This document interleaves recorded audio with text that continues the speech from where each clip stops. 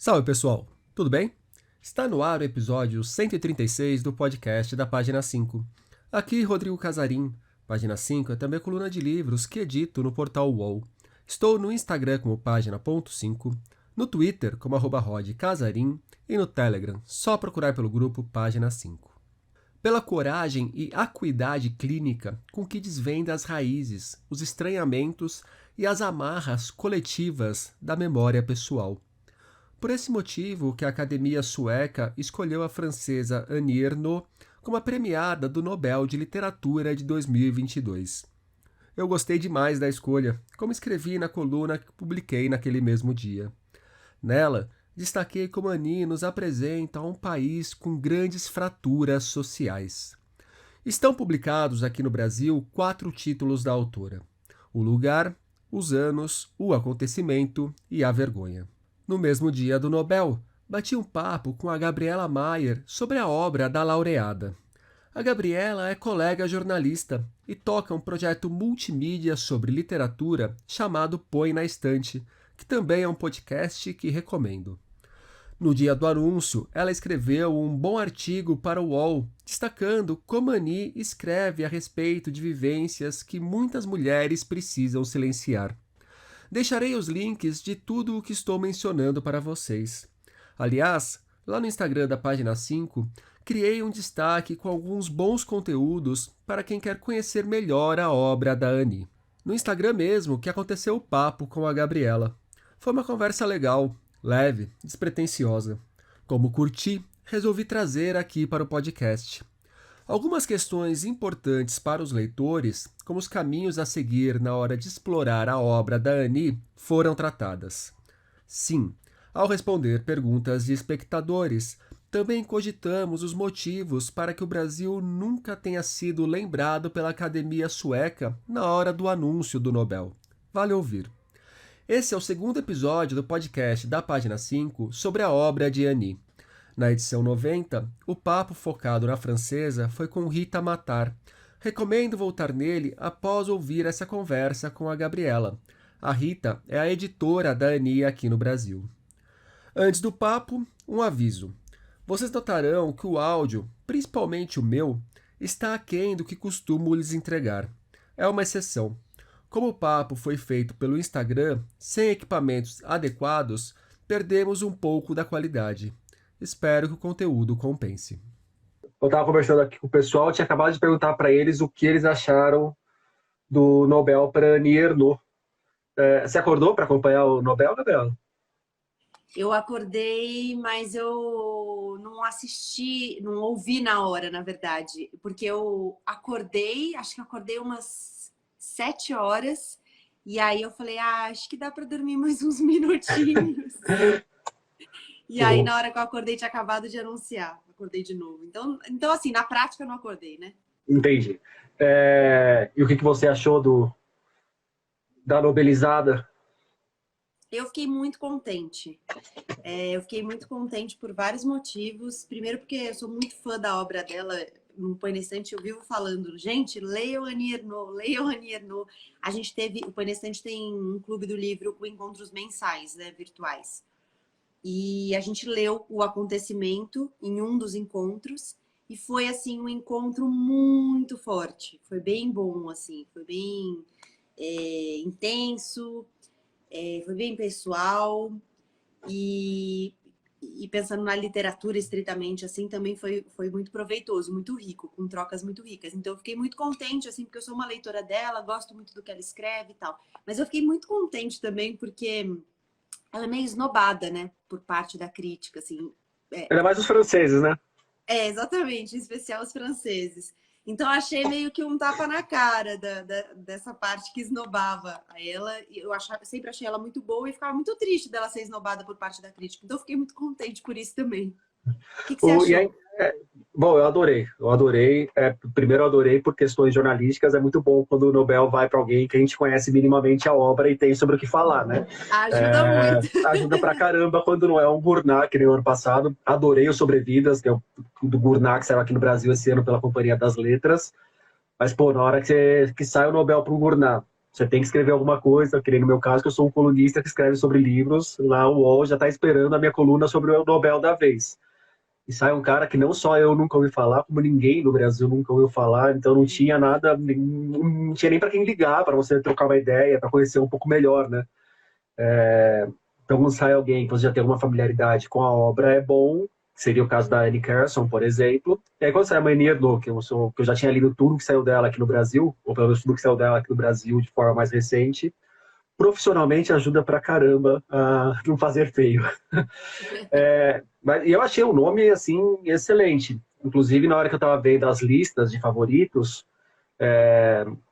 literariamente falando de quem estava lá no topo, ela era a minha favorita junto com o Houellebecq, em termos de literatura, mas na hora que você coloca a pessoa junto, a Annie dava uns 50 passos na frente do Houellebecq, pelo menos, né? Porque o cara é um tipo tão nojento quanto muitos protagonistas dele. Então, e assim, e trazer isso E ela tava de... bem cotada, né? Eu Tava. fiquei. Ela tava em terceiro.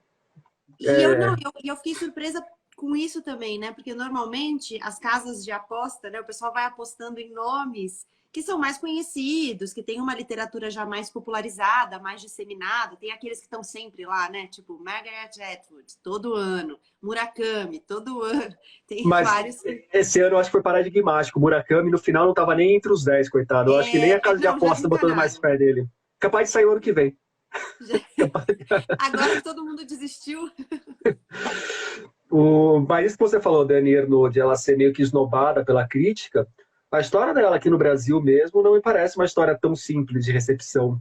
Ela foi publicada na década de 80, se não me falha a memória. Se não me falha a memória, não. Se não me falha a informação, né? Porque eu não tenho memória da década de 80. E não emplacou, não virou uma autora publicável com frequência aqui no Brasil.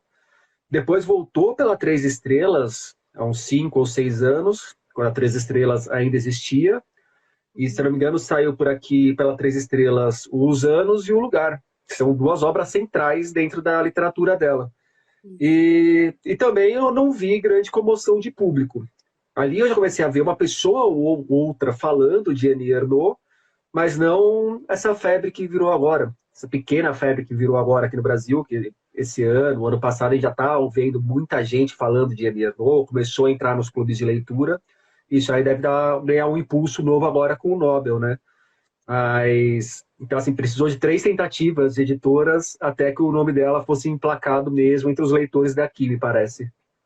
Tem esse mais recente, né? Eu tenho ele aqui, o A Vergonha. A Vergonha. Mas eu ainda avancei muito pouco na leitura. Eu comecei a lê-lo, mas não avancei muito na leitura. É esse aqui. Tô com ele aqui também. Também pela Fósforo. Agora, eu achei já que ele começa de um jeito muito arrebatador. E ela tem isso nos livros dela, assim. Eu acho que você lê e você fala, nossa, ela não tá para brincadeira. Então tem um impacto, sabe, da leitura. Vou até ler o comecinho do A Vergonha. Meu pai tentou matar minha mãe num domingo de junho, no começo da tarde. Eu tinha ido à missa das 11h45 da manhã, como sempre fazia. Na volta, deveria buscar alguns doces na confeitaria, que ficava numa espécie de centro comercial, um conjunto de prédios provisórios construídos no pós-guerra, enquanto aguardavam o término da reconstrução. Ao chegar em casa, tirei a roupa de domingo e pus um vestido mais simples. Depois que os clientes já haviam ido embora e os póstigos da fechada mercearia estavam fechados, sentamos para comer, ouvindo rádio. Com certeza, pois estava na hora do Le Tribunal, um programa de humor com Yves Deniat, no papel de funcionário subalterno. E ela vai até o momento em que o pai tenta matar a mãe e depois segue numa coisa assim meio... Não falamos mais sobre isso, né? E é interessante como ela vai pegando esses grandes momentos da vida dela e vai investigando todo o entorno dela a partir desses grandes momentos. Eu acho que esse é o grande trunfo da autoficção da Annie Ernaux. Autoficção que é uma coisa que já estava desgastada pra caramba, que já está desgastada pra caramba, né? Pelo menos essa caricatura da autoficção do escritor que não sabe o que escrever e fica escrevendo sobre não saber o que escrever é uma coisa que já deu no saco de muitos leitores, mas a autoficção dela foge muito disso, né? Ela, muitas vezes, Ela rejeita esse rótulo, inclusive, né? ela Ela fala que coloca... ela não faz autoficção. É mais difícil falar o que ela faz, né? Ela rejeita, mas. E aí, cara, o que que ela faz, então? Ela não coloca o que ela faz.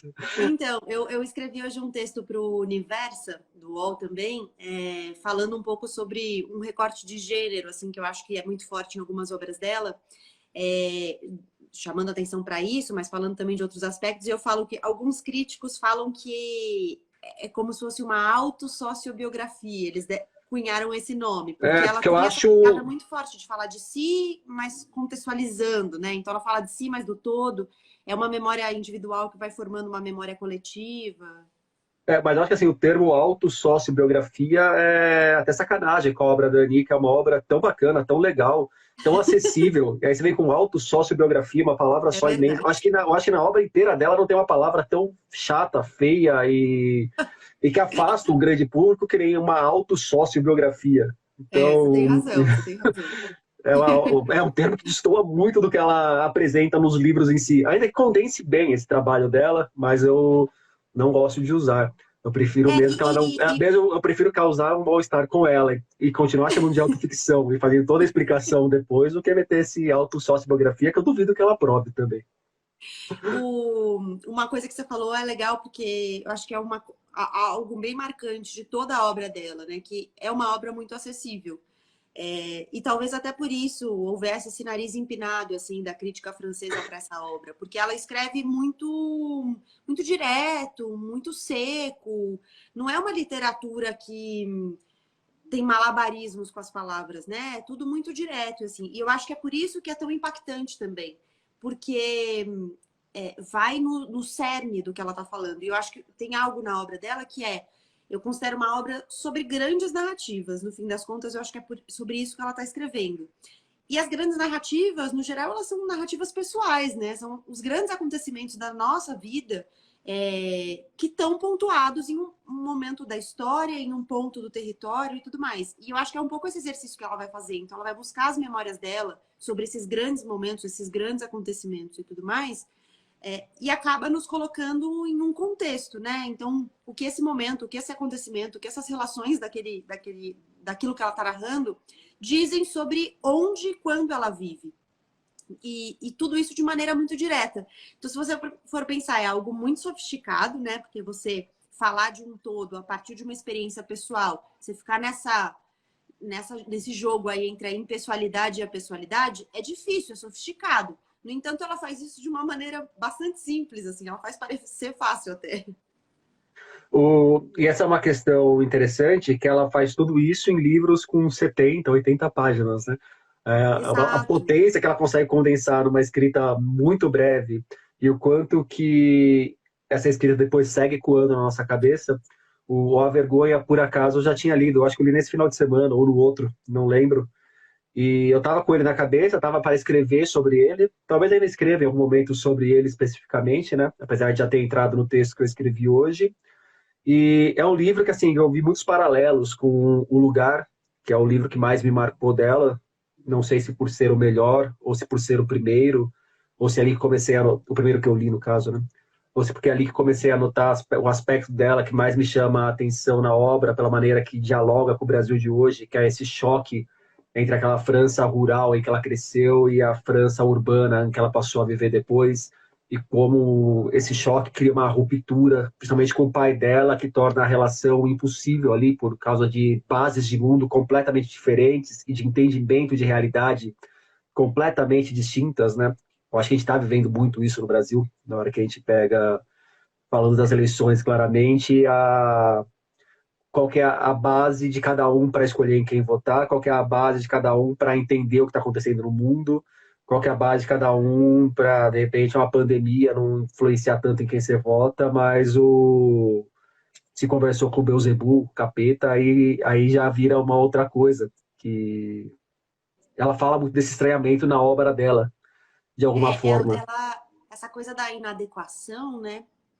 Esse que vem de um movimento social mesmo, né? Então ela passa a ter contato com esse universo intelectualizado que não faz parte de maneira nenhuma do que ela construiu ou vivenciou na infância e na primeira juventude, assim, na primeira parte da juventude, que era um contexto muito provinciano. como você disse, rural e tudo mais, ela passa a ter contato com esse universo intelectualizado e há um deslocamento, né?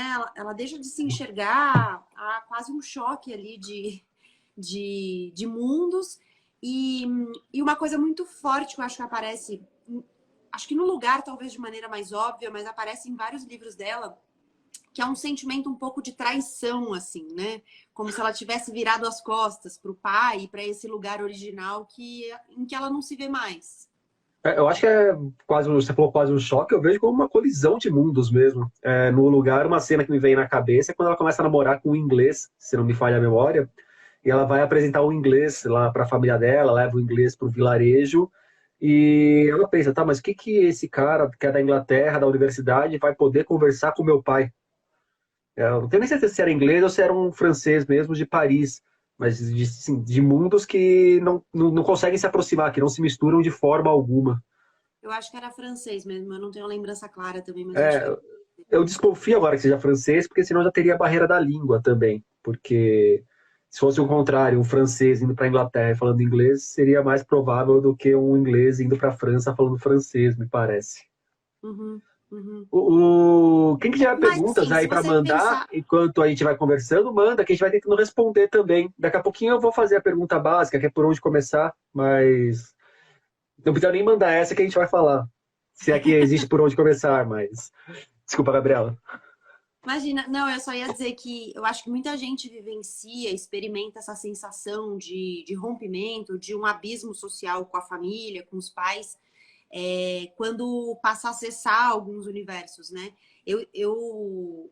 Imagino, eu sou a segunda geração da minha família a ir para a universidade. A minha mãe, ela tem 8 irmãos e ela foi a única dos 8 a ir para a universidade, mas ela já tinha ido.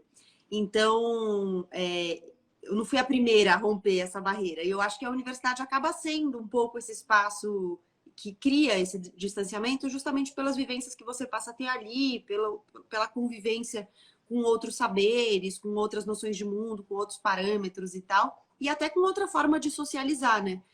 Mas eu imagino que seja algo comum em uma certa geração que passou a acessar a universidade pela primeira vez na família, né? Essa primeira geração de pessoas que vai à universidade, que é o caso da Annie Ernaux, né? Ela é Aham. a primeira a ir para a universidade, o pai dela consegue uma certa estabilidade ali social e econômica para mandá-la para a universidade, e aí há essa abertura de espaço mesmo, né? Um distanciamento completo.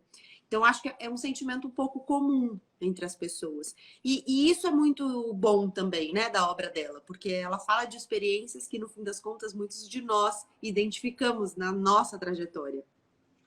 Eu perdi aqui quem foi que mandou, que não foi uma pergunta, mas foi um comentário de que está faltando um Nobel para o Ian McEwan. Tá faltando Nobel pra gente pra caramba, né? Eu não reclamaria do Nobel pro Ian, mas se eu fosse dar o Nobel para alguém, eu ia falar, eu vou falar Nobel e Nobel durante a live inteira, porque eu sempre vou mudando de um para o outro. Eu acho que não seria a minha primeira opção. Para quem se daria um Nobel?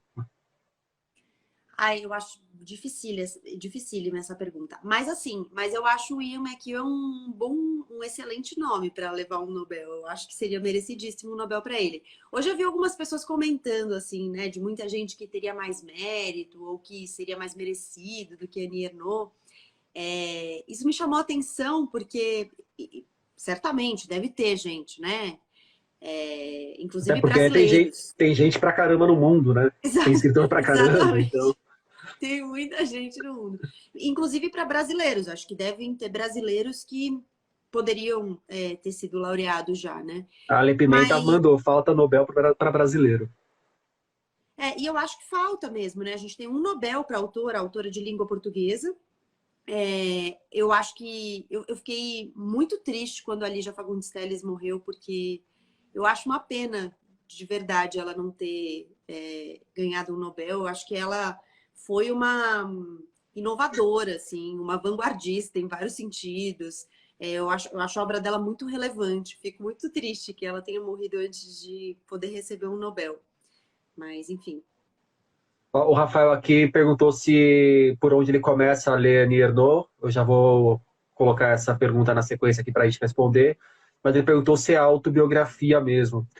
Difícil falar que é uma autobiografia mesmo, ainda mais que ele falou que não tinha lido até agora a Annie, porque ele não gosta de autobiografias.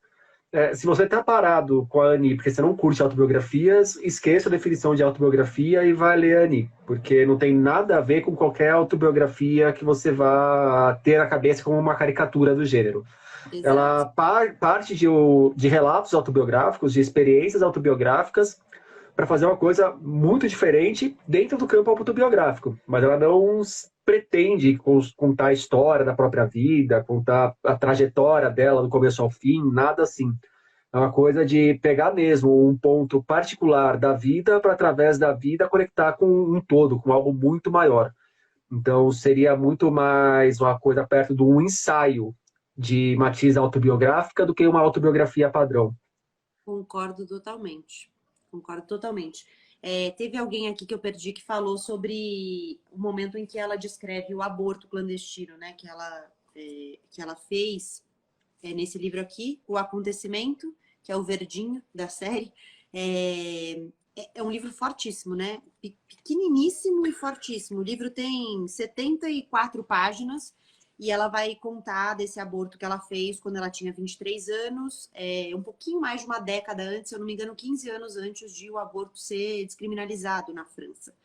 E o livro é um nível assim de tapa na cara.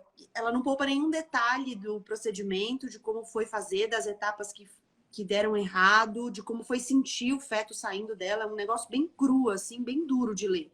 Mas eu acho muito interessante nesse livro como ela, eu até escrevi sobre isso nesse texto hoje, porque eu acho muito interessante como ela consegue deslocar o que pareceria o mais forte ali, que é a descrição do processo no corpo e em si, né, do sentimento e tal. Ela consegue deslocar com muita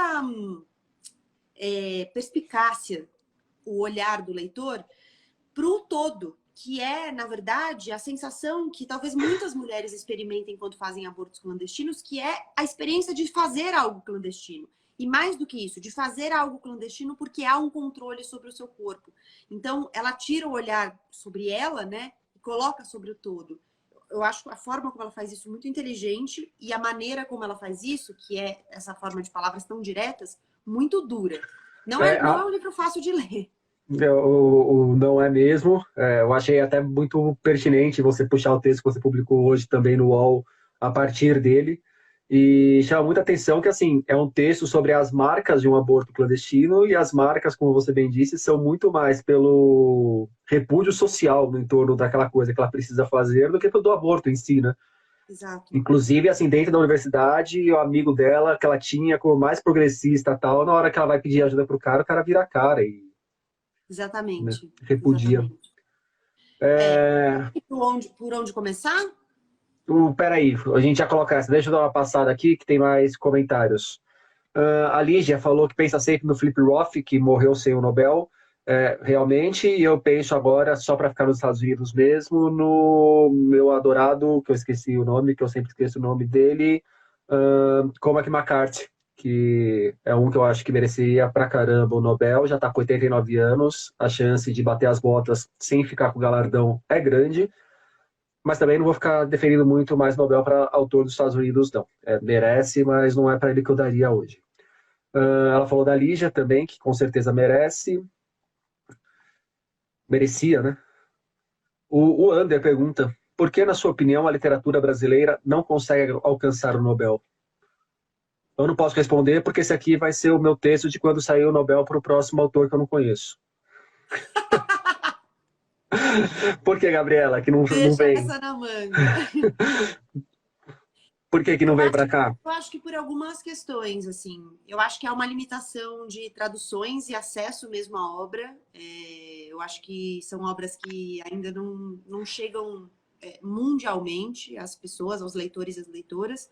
Acho que esse é um empecilho importante, né? Porque a Academia Sueca não acredito que leia em português. Assim, a impressão que eu tenho é que quando faz essa pergunta, por que não dão um Nobel para autor brasileiro?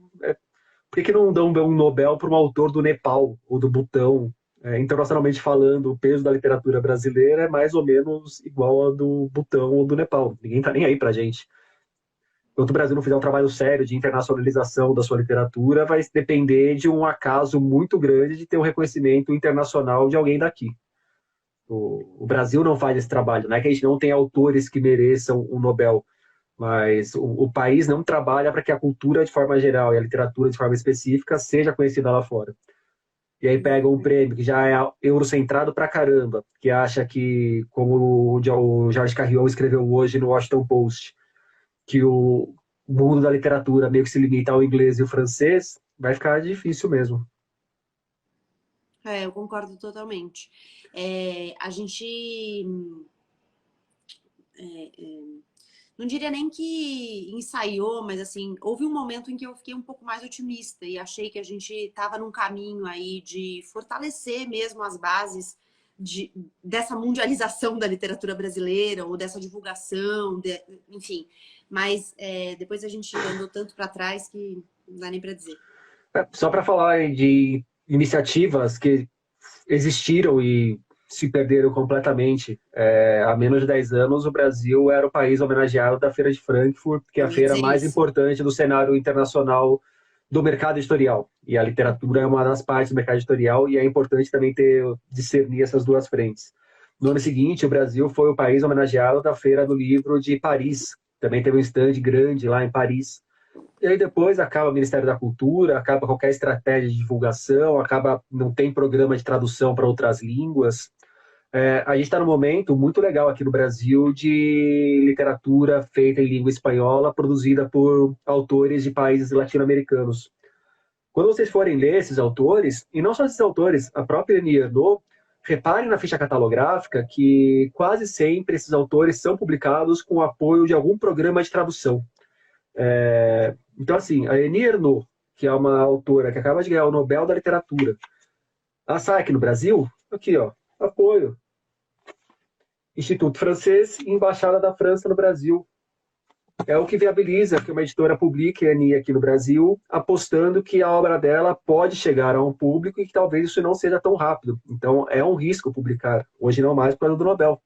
Mas era até 2 anos atrás, como a gente falou aqui, que é a terceira vez que tenta emplacar a Annie.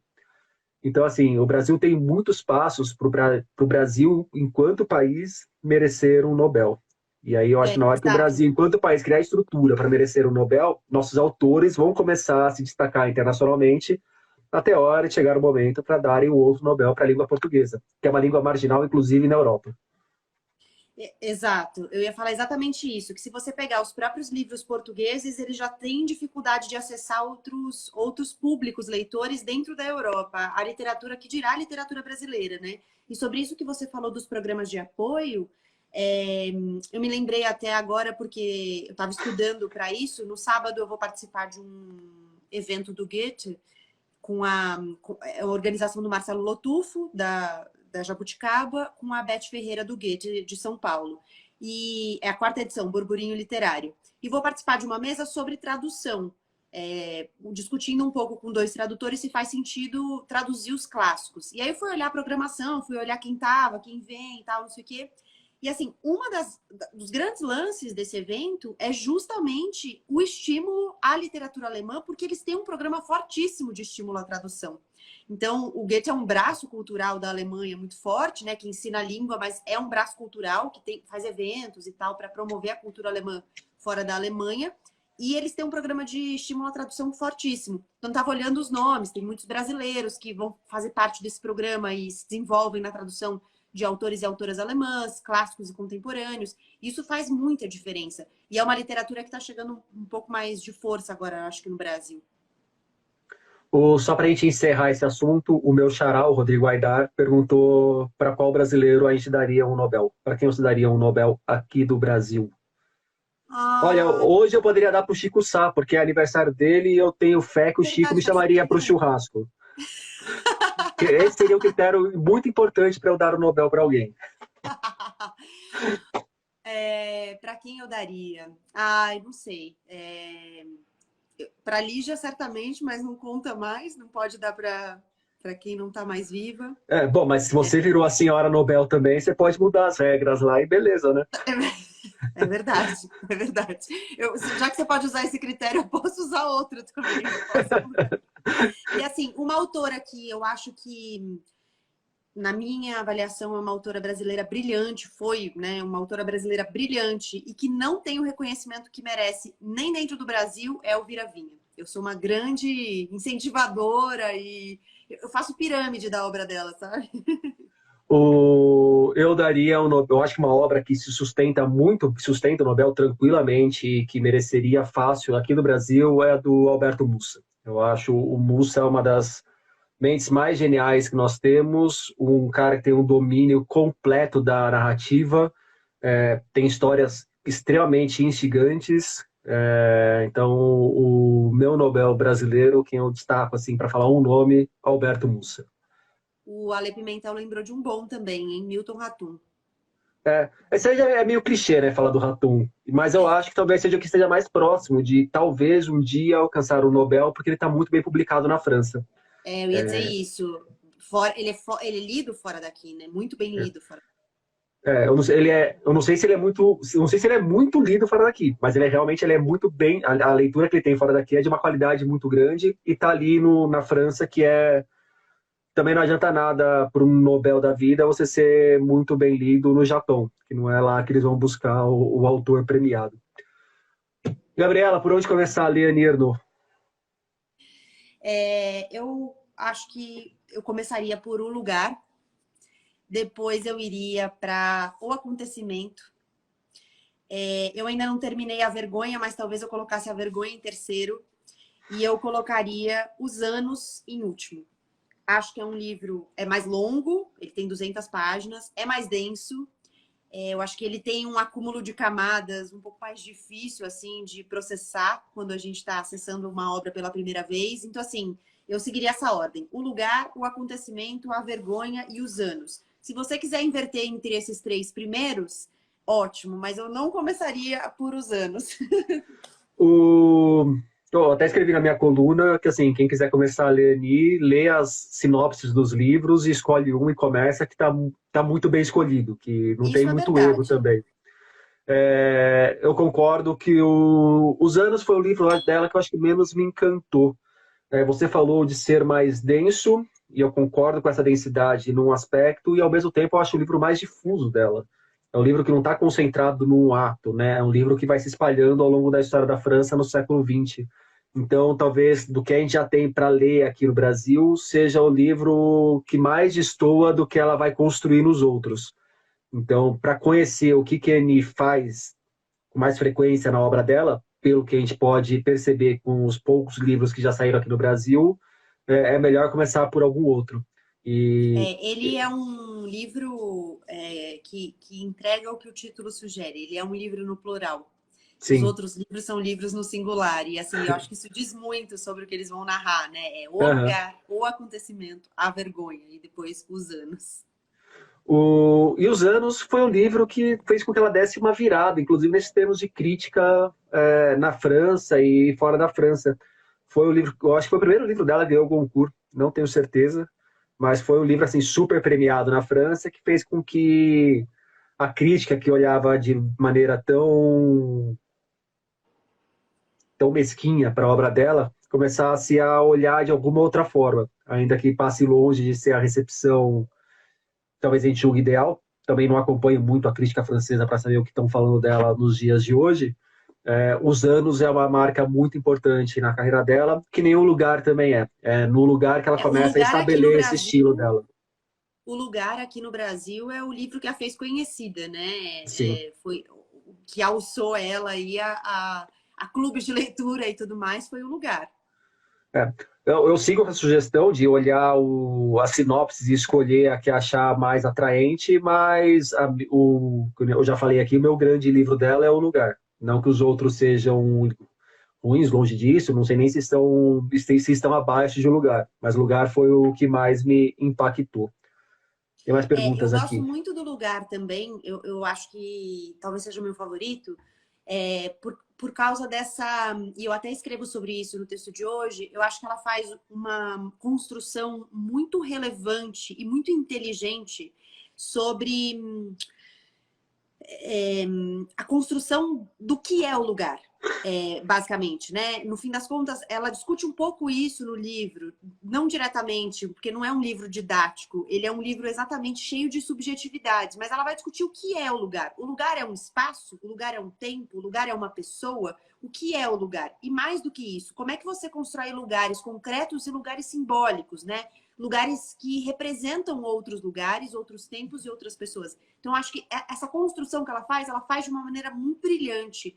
E talvez por isso ele seja o meu favorito. E mais do que isso, acho que tem uma coisa de um enaltecimento da linguagem, da palavra que ela faz ali, que para mim é muito bonito. Eu gosto como ela, no fim das contas, faz o lugar e a palavra se encontrarem para serem quase a mesma coisa. Eu vejo beleza nisso, assim, e na forma como ela faz isso. Então, talvez seja o meu favorito também.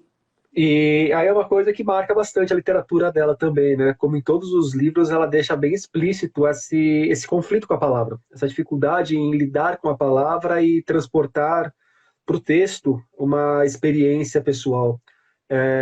São dois elementos que eu encontro nos livros dela que deslocam a literatura dela do eixo da não ficção para a ficção, que ela coloca a linguagem, a partir do momento que a linguagem escrita que está sendo usada para tentar retratar uma ficção, já é uma ficção por si só, porque a linguagem é uma ficção, então não teria, a realidade vai ser sempre algo inatingível.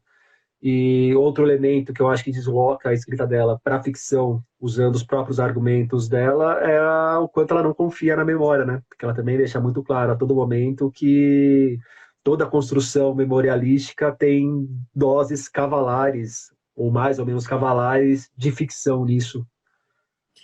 Na coluna que eu fiz hoje para a Band News, eu falei, eu fiz uma brincadeira com essa coisa da memória. Eu falei assim que a memória sobre a qual ela está narrando, ou a forma como ela vê a memória, né, consegue ser ao mesmo tempo maleável e inflexível. Por mais que pareça paradoxal, e de fato ela coloca a memória nesse lugar maleável, porque é uma coisa moldável, é uma coisa que vai mudando com o tempo, vai se construindo com fragmentos que a gente ouve, que a gente conta e que a gente cria. Então, a memória ela é totalmente suscetível à imaginação. E a repetição, né? Então, a gente ouviu uma história tantas vezes que a gente criou essa memória, mas, na verdade, às vezes nem aconteceu. E ela é inflexível porque a memória ela é pessoal e absolutamente pessoal. A memória é algo que sempre vai ter o meu ponto de vista, o meu viés. Então, ela é muito inflexível nesse sentido. Ela não permite nenhum tipo de flexibilidade de olhar, porque ela é só minha. Ela não sai da minha visão nunca, né? Então, acho que ela deixa isso muito claro. E eu concordo com você. Acho que esse é um ponto fundamental para colocar a obra dela na caixinha da ficção.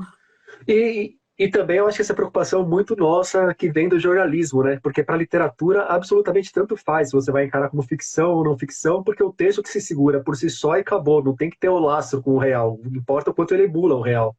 Exatamente. E essa coisa que você falou da palavra, né, da dificuldade da palavra, eu acho que vem, inclusive, do que a gente falava antes, né, que é esse abismo social ou essa diferença que ela sente entre quem ela é hoje e de onde ela saiu. Porque ela precisa das palavras certas para conseguir se comunicar e dialogar com o lugar original dela, que são os pais, que é essa França provinciana. E ainda sobre essa questão da memória, que eu concordo contigo nessa questão da rigidez, da maleabilidade, e tem um outro aspecto que eu acho que se encaixa nisso também, que o tempo todo ela vai mostrando o rigor dela para tentar buscar, vai nos diários, buscar em notícias, buscar em fotos, buscar em imagens de internet, elementos que permitam com que ela reconstitua aquela coisa que ela quer reconstituir da maneira mais fiel possível, como foi, ao mesmo tempo que assume que essa reconstituição é idealmente impossível. É um trabalho quase de Sísifo reconstruindo a memória. Alguém lembrou aqui da Svetlana, né? Que é um pouco essa discussão que teve quando ela ganhou do lance da ficção, da não ficção. É literatura, é uma coisa documental, algo de depoimento. Como é que isso se constitui como literatura?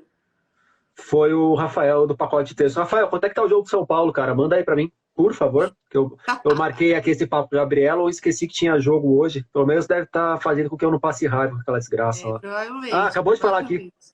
A caneca me lembrou, Rodrigo, 1-1. Da aspas literária, tem algum escritor brasileiro com estilo parecido com a Annie?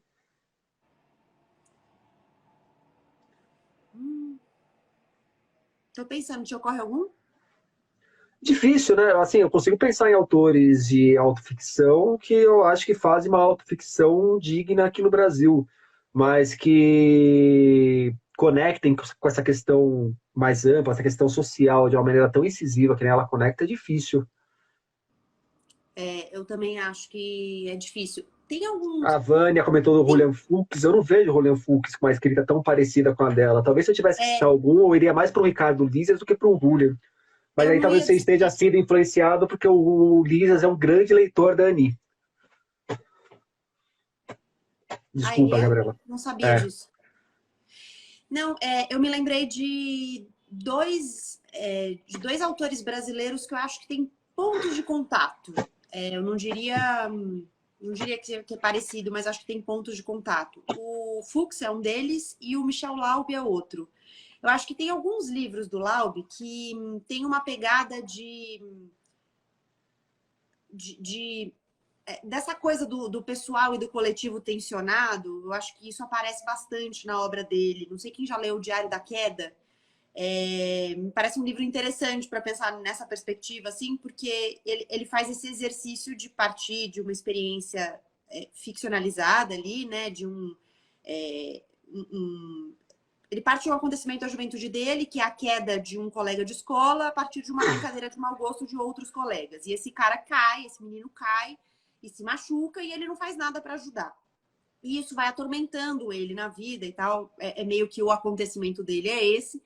E a partir daí, ele vai pensar e construindo uma coisa bem fragmentada assim de memória mesmo. Ele vai pensar a existência dele individual e coletiva, como uma pessoa de uma família judaica cujo avô, se eu não estou enganada, acho que não é o pai, é o avô na história, que sobreviveu a um campo de concentração, e ele vai pensar como é que ele pode não querer continuar contando essas histórias, como é que ele pode interromper de alguma maneira essa história familiar, ou essa história coletiva e tal, e ele vai se colocando nesse grupo que é cada vez maior. Então, ele indivíduo como parte de uma família, como parte dos judeus, como parte de sobreviventes do Holocausto, ou ao contrário, né? Depende aí da proporção que você vai dar.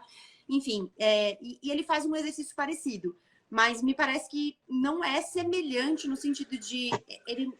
O texto dele é totalmente ficcionalizado, e a outra coisa que eu acho que é bem diferente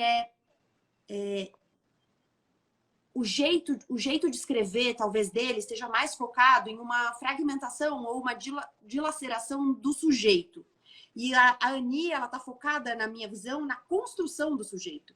Então, enquanto ele está fazendo o exercício de destruir o indivíduo, de destruir o sujeito, que sobra quando o sujeito é destruído, desmontado, a Annie está construindo. O que acontece quando o sujeito se constrói em um ambiente coletivo. Então, acho que são movimentos opostos. Eu concordo muito com isso do movimento. Bom, primeiro, eu acho que qualquer nome que a gente diga aqui, o Lourenço mencionou o Pai do João Silvério Trevisan, então, eu acho que assim, pode ter pontos de contato, mas eu não consigo pensar em nenhum autor brasileiro que vocês possam já ter lido que, de alguma forma, vai antecipar para vocês o que vocês vão encontrar na literatura da Annie.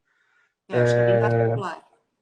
Então, acho que assim, qualquer comparação que a gente faça, leve em conta que a gente está colocando pontos de contatos possíveis, mas se vocês gostarem muito de algum autor que a gente falou, não vá para a literatura da Annie achando que vocês vão encontrar algo muito semelhante. E se vocês não gostarem de algum autor que a gente falou, também não deixem de ler a literatura da Annie, porque achando que vocês vão encontrar alguma coisa muito semelhante. Eu acho que a literatura, a autoficção feita aqui no Brasil, desses todos os autores que a gente passou aqui, eles partem de alguma coisa maior para ir voltando para dentro de si, voltando para o eu, enquanto ele vai indo para o nós, né? É justamente essa questão ela vai expandindo, ela não vai em si mesmando. Eu acho que daí tá a grande mágica da autoficção dela, a coisa que mais me fascina, que fez com que eu pegasse o livro dela, eu já estava saturado de autoficção e falasse, porra, aqui vale a pena mesmo. Olha, eu tava sendo tonto de achar que não tinha mais nada de autoficção legal para ler. E eu acho que o grande... talvez um grande mérito dela seja conseguir fazer isso, partir para o coletivo, né? Partir para o nós, a partir de subjetividades tão particulares. Isso é muito difícil de fazer, porque ela está falando de algo muito pessoal e, ao mesmo tempo, algo nada pessoal, né? Isso é bem difícil. Hoje eu vi alguém comentando, não estava comparando com a Annie Ernaux, mas estava comentando, que pena que o Nobel não foi para Scholastique Mukasonga, aquela autora ruandesa. Uhum. E me lembrou que talvez elas tenham pontos de contato também, ainda que guardadas muitas diferenças. Mas acho que há também uma tentativa de construção do coletivo a partir de uma vivência pessoal. É que eu acho que a Scholastique, ela não tem essa pegada que a Annie tem, que é a grande narrativa. Então, ela traz, ainda que um livro dela apenas seja o acontecimento, os livros dela, eles partem de acontecimentos. Tem um acontecimento primordial que vai se desdobrando ali. E ela faz muito bem algo que é essa alternância entre o grande acontecimento e a trivialidade, que nem o trecho que você leu aqui, que é o trecho inicial de A Vergonha. Então, o pai quase matou a mãe e depois eu fui na mercearia e sentei lá na calçada, na frente da fachada, estava fechado. E é isso. É uma coisa meio que lembra o Camus, né? Mamãe morreu, não sei se foi ontem ou anteontem. Fato chegou a carta e beleza, exatamente. Agora deixei tocar a vida. Temos mais perguntas, pessoal? Tá chegando ao fim já. Eu tenho até mais um pouquinho só, porque hoje é dia de jogar bola ainda também, porque nem só de Nobel de Literatura se faz a vida. Quer dizer, você não vai ver o jogo de São Paulo mesmo? Agora, na hora que eu estiver indo para a quadra, eu vou ouvindo. Mas protesto pela vergonha que foi o jogo de sábado. Não tem problema perder, mas perder daquele jeito não dá. Quer colocar alguma questão, Gabriela? Eu que fui falando mais, perguntando. Não, eu acho que... eu não sei se você já leu alguma coisa dela que não esteja publicada no Brasil. Eu nunca li. Não. Hoje fui atrás um pouco de saber como são esses livros, né? E me parece que a obra dela tem essa constante, né? Da memória, desse jogo entre o individual e o coletivo tão forte e tal. Então, acho que é uma obra sólida, é uma obra que permanece em suas características primordiais, assim. Isso é algo que eu gosto muito. Eu gosto muito de autores que são meio que obsessivos assim, por uma forma ou por um tema. Isso me faz gostar muito, por exemplo, da Helena Ferrante. Eu sou uma super fã da Helena Ferrante, porque eu gosto muito da obsessão dela com os temas que sempre estão em todos os livros dela. E a Annie Ernaux, eu acho que ela tem uma obsessão pelo tema da memória e pela forma da memória.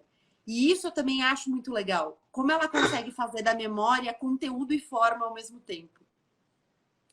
Ao mesmo tempo, eu concordo completamente com você. Ao mesmo tempo, se vocês são leitores que estão sempre procurando alguma coisa diferente, meio que leu um livro da Annie, já que sacou qual é a forma, os outros vai ser uma forma mais ou menos próxima daquilo que você já conheceu. E leu um livro da Annie, achou um porre, meio que desencana também dos outros, que você consegue imaginar alguém lendo desses livros, achando um saco e depois se encantando por outro, porque, aqui eu me encantei com a forma, aqui não?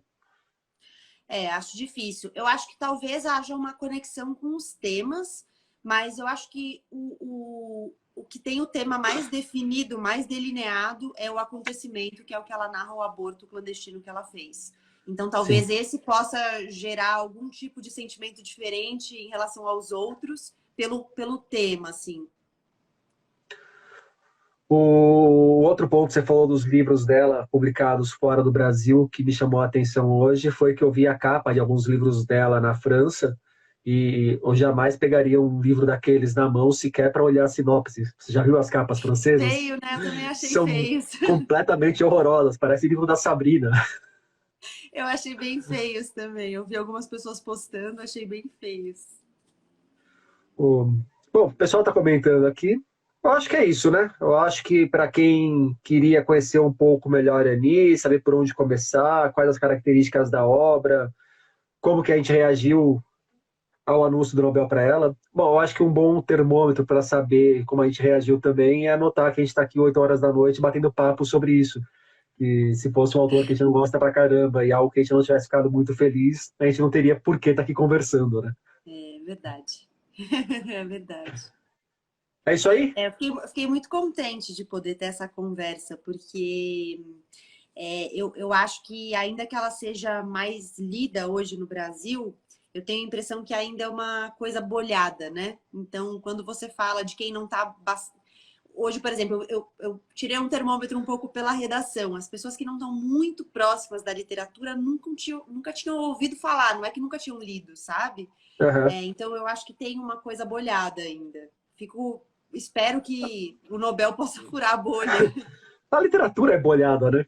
Não tem jeito também. Isso é também, né? Isso é verdade. Antes da gente finalizar, a Amanda perguntou por onde começar. Amanda, já passamos por isso e a resposta, sendo sucinto, é ou começa por o lugar, ou pega os 4 já publicados, joga para o alto, o que bater na tua cabeça, você pega e lê também, que não tem muito erro. Mentira, menos os anos. Os anos, que é o maior, você deixa por último. Mas se quiser começar por ele também, não vai matar ninguém, não. Não vai se Não vai. arrepender, não vai ter nenhum problema para ler os outros depois. Então, fique à vontade, leia as sinopses e escolha. Mas, realmente, a recomendação seria o lugar e finalizar com os anos. Gabriela Maier, valeu pelo papo. Ó, a Tami falou que começou por os anos e amou. Aí, ó, tá vendo? É uma É opinião uma muito boa dissidente. para tomar outro caminho. Muito bem. Eu que agradeço. Obrigada pelo convite. Valeu. E espero poder repetir a dobradinha no Nobel do ano que vem. Vamos nessa. Se não for outro escritor tanzaniano do qual a gente nunca ouviu falar, que não tem obra publicada no Brasil, vai ser o primeiro. Senão a gente fala sobre o quê? Senão a gente fala por que a literatura brasileira não ganhou o Nobel ainda. Valeu. Boa noite para todos vocês. Obrigado pela presença por aqui. Beijo, abraço, aperto de mão, o que vocês preferirem. Tchau, Gabriela. Valeu, um beijo. Tchau. Até a próxima. A obra de Annie Ernaux sai no Brasil em edições da Fósforo. E vocês encontram o trabalho da Gabriela Maier no Twitter e no Instagram. Só procurar por @põe na estante. Tudo junto e sem acento. E por hoje é isso aí, pessoal. Indica o podcast para os amigos e inimigos. Um abraço, um beijo, um aperto de mão e até a semana que vem.